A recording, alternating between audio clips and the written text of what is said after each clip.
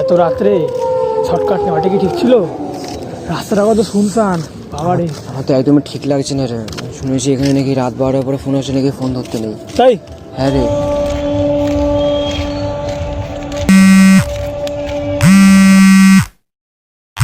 Rahul, unknown number, রাত 12টা বাজে 1 minute. ধর না দেখি কি হচ্ছে। হ্যালো, তুমি পিছনে তাকাওনি কেন? লোকটা জানলো কি করে আমি পিছনে তাকাইনি? আবার আননোন নাম্বার দিয়ে ফোনটা এসছে। ফোনটা ধরে লাউডস্পিকারে তো দেখি কি বলছে। রাহুল, তুই তো এসবে বিশ্বাস করিস না, তুই তাহলে আগে আয়। ওর নাম জানলো কিভাবে? ভাই এখানে বেশিক্ষণ থাকা যাবে না ভাই, চল এখান চল থেকে। ভাই চল।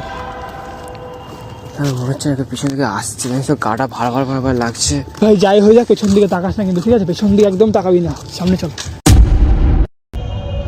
এই কলটা তুই আগেও পেয়েছিলিস, কিন্তু তুই ধরিস। মানে অয়ন, তুই আমার সাথে কবে থেকে আছিস?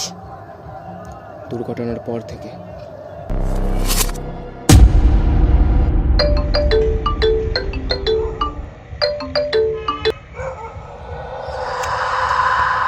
কিছু কল কখনো ধরা উচিত না।